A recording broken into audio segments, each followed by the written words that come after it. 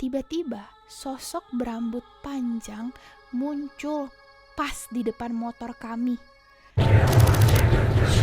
Nyerem serem bersama Heroes. Ini bukan tempat orang penakut.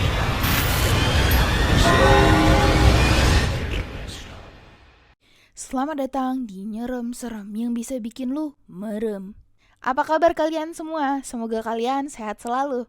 Balik lagi bersama Gina Eros atau biasa dipanggil Geros yang hobinya bacain cerita horor kalian. Kali ini gue bakal bacain cerita dari Kak Asya tentang kosannya yang bener-bener diteror semalaman full. Bikin gue merinding banget asli. Tapi sebelumnya gue mau mastiin dulu nih, kalian udah subscribe belum channel gue? Kalau belum, gue kasih waktu buat subscribe. Udah? Oke, makasih. Sekalian juga nyalain notifnya, biar gak ketinggalan kalau gue post konten baru. Oke, kita langsung lanjut ke ceritanya. Hai Kak, aku Asya. Aku lihat di TikTok kakak sering cerita tentang pengalaman horor orang-orang ya. Aku izin cerita ya Kak. Aku asli orang Medan, cuman lagi menempuh pendidikan di Banda Aceh. Aku ngekos gitu di sana.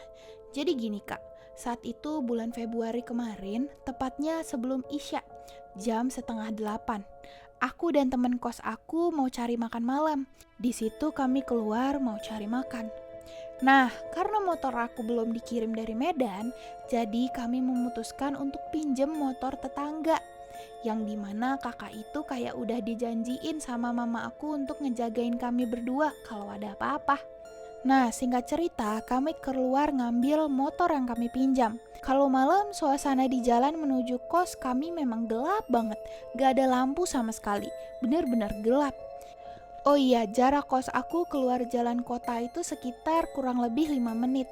Bayangin aja, di malam itu kami nekat keluar demi perut yang lapar. Kak Muti ini emang nyaranin untuk jalan dari belakang aja, lebih deket biar cepet sampai. Cuma resikonya dari jalan situ bener-bener gak ada rumah sama sekali, dan suasananya lebih gelap daripada jalan dari depan. Dari awal teman kos aku ini nyaranin, nanti serem Kak, gelap banget soalnya, katanya. Terus Kak Muti ini bilang, gak lah, kan ada lampu motor, lagi pula lebih deket bukan? Nah, singkat cerita, aku yang so berani bilang, ya udah Putri, kita jalan dari belakang aja, lebih deket juga kan, gak sampai 5 menit. Jadilah pergi kami lewat jalan belakang. Temen aku, Putri ini udah kayak ngerasa gak enak, dari awal bilang, balik aja lah, kita lewat jalan depan aja, serem loh, katanya. Nah, aku yang so berani langsung nyangkal, supaya temen aku Putri ini gak takut lagi. Sambil bilang, alah Put, gak apa-apa loh, hantu pun takut sama kita. Lagi pula kalau terlihat sosok kan kita bisa langsung gas motornya, tenang aja, ucap aku sambil melihat Putri yang memejamkan mata. Nah, naasnya ketika aku putar kepala untuk lihat ke arah depan, tiba-tiba sosok berambut panjang muncul pas di depan motor kami.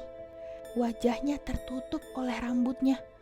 Sontak aku kaget, lemes, merinding. Aku bawa motornya kayak oleng, ke kanan, ke kiri gitu. Selama beberapa detik aku terdiam kayak orang bodoh. Padahal Putri udah nempuk bahu aku berulang kali sambil ngomong, kenapa Sya? Kenapa? Aku sadar dari lamunanku. Terus aku langsung nambah kecepatan motor. Temen aku Putri masih terus nanya, kenapa kok oleng bawa motornya? Baru aku jawab gugup, Put,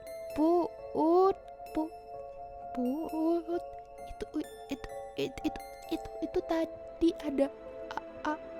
Aku nggak bisa nyelesain kata-kata karena masih ada di jalan yang super gelap itu. Putri ngelus bahu aku sepanjang jalan.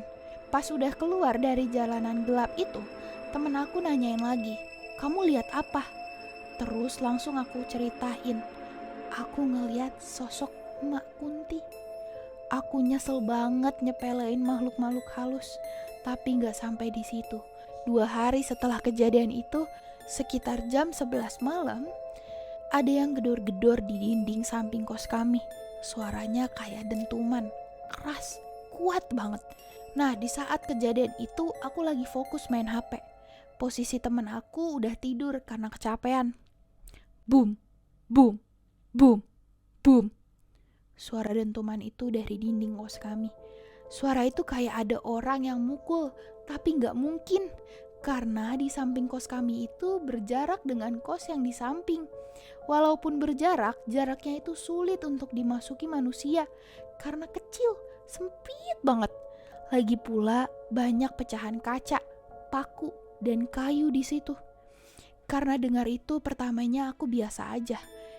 Makin didiamin, dianya melunjak, terus mukulin dinding kami sampai bener-bener bergetar. Aku yang kesel bales pukulan itu berulang kali. Sumpah beda banget suara aku yang mukul dinding dengan suara dentuman itu. Aku yang panik langsung bangunin temen aku. Putri bangun, Putri, ada yang gedor-gedor dinding kita, kata aku. Sontak membuat Putri terbangun. Tapi suara dentuman itu berhenti. Benar-benar berhenti, gak bersuara lagi. Tadinya si Putri gak percaya sama aku. Terus aku pancing lagi dengan cara pukul-pukul dinding. Nah, beberapa detik setelah aku pancing, suara dentuman itu keluar lagi.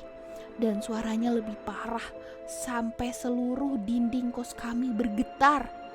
Sampai pintu toilet pun bergetar. Suara dentuman itu disertai dengan suara lemparan batu besar dari jendela belakang. Dan suara lemparan batu itu bukan hanya 2-3 kali, tapi berkali-kali. Asli di situ kami berdua ketakutan. Mau lihat keluar takut itu manusia. Ntar kami dibunuh karena bukan kampung kami. Tapi kalaupun itu makhluk halus, kami juga takut. Bisa-bisa pingsan di tempat. Jadi aku memutuskan untuk ngechat abang sapam keamanan. Dan temen aku nelpon Kak Muti. Nah, di situ satu komplek kos kita kumpul, berdatangan ngecek kos kami, meriksa belakang kos kami, periksa samping kos kami, dan yang paling utama, satpam ini periksa kaca jendela yang dilempari batu besar, yang ternyata gak ada apa-apa. Gak ada bekas lemparan batu di jendela belakang, padahal jelas-jelas ada suara lemparan batu besar dari kaca jendela belakang. Sampai jam 12 malam juga tuh dicek. Terus karena udah larut malam dan gak ada hasil apa-apa, jika itu maling, jadinya kos kami kayak didoain gitu sama mereka. Disuruh kunci pintu jendela, kunci pintu rapat-rapat, dan tidur cepat. Kalau ada apa-apa langsung telepon kakak aja. Kakak gak tidur, kata Kak Muti. Dan syukurlah suara dentuman itu gak ada lagi setelah didoain mereka. Aku ceritain ini agar orang-orang gak ngeremehin makhluk lain selain manusia. Karena pastinya mereka ada di mana-mana. Cuma gak memperlihatkan diri aja. Serem. Untungnya kakaknya ini gak sendirian ya, ada temennya gitu, berdua ngalamin itu. Bayangin coba kalau sendiri. Gue sih udah lari keluar dari kos, tapi di luar kos pasti gelap. Iya ya, kejebak tuh kayaknya. Gak bisa kemana-mana lah pokoknya. Ngeri banget guys, gue udah merinding. Kalian udah merinding belum? Intinya ya, kita gak boleh ngeremehin makhluk-makhluk halus yang ada di sekitar kita. Walaupun emang kalian gak takut atau gak percaya, ya udah biarin aja gitu. Ya udah guys, sampai sini aja gue udah merinding. Kalian udah merinding belum? Kalau udah merinding, jangan lupa subscribe. Dan tungguin terus konten selanjutnya. Bye guys!